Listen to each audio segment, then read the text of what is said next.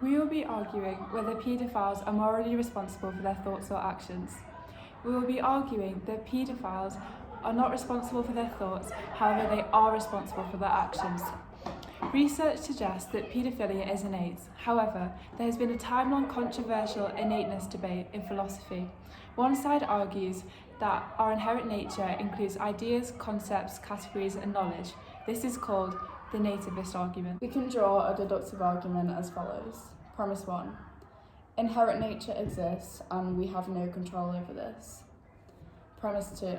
Paedophilia is innate and part of that inherent nature. Therefore, paedophiles have no control of their thoughts. Premise 3. We can't hold people responsible for thoughts that they can't control. Conclusion 2. Therefore, we can't hold paedophiles responsible for their thoughts. In contrast to this, empiricists argue that we start out with a blank cognitive slate and get all our knowledge from perception. This is called tabula rasa. We can draw a deductive argument as follows. Premise 1. We start off with a blank slate and gain all our knowledge through perception.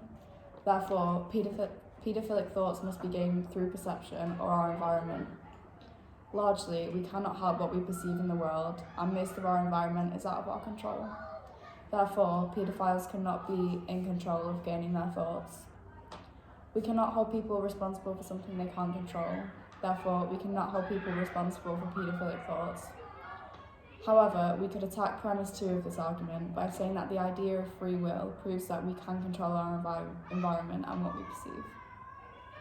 If we can conclude that paedophiles aren't responsible for their thoughts, then are they really responsible for their actions? First, we must consider if humans, in general, can be held morally responsible. The concept of free will has many issues. There's so much that takes place in our subconscious and so much that is the product of conditioning. When we're forced to make an instantaneous decision, do we get a chance to think about it, or do we have to do something right now without that premeditation? What if that decision is a Hobsons choice? A Hobsons choice is a free choice in which that really only is one option in spite of the illusion of there being more than one. If you don't really get a choice, are you responsible for choosing the only option available to you? People make mistakes because they never had experience to make decisions. The first time they endeavour to make a decision, they have to do it by trial and error. Sometimes mistakes are made because people simply don't know any better. Sometimes they don't really have as many choices as they would appear to have. The answer to this question is subjective, as there are often mitigating circumstances and it depends upon the situation if we were to decide if said person can be held morally responsible. We are so influenced by the world around us that our actions come from factors we can't help. For example, looking into the past, can we really blame people for decisions which we would see as wrong now, but were completely normal a number of years ago? The moral self is an ethical concept. It varies on different situations. We could relate this to Kant's idea on desire and our duties.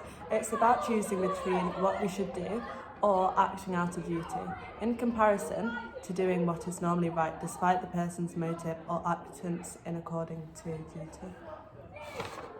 If we were to replace the question with the situation of a paedophile, we could conclude that all humans are moral agents who have a relevant knowledge of what is right and wrong. Some paedophiles are able to refrain from committing child sex abuse, offended, and have the rational capacity to take adequate preventative measures. The risk of committing child sex abuse and the ability to reduce that risk are a moral duty pertaining specifically to paedophiles. If some paedophiles are able to refrain from acting on their intentions, we can hold child sex abusers responsible. Even if we were to follow an approach of determinism and conclude that we don't have full agency over our actions, we still must hold someone responsible, or the fundamental aspects of society wouldn't exist. Thank you.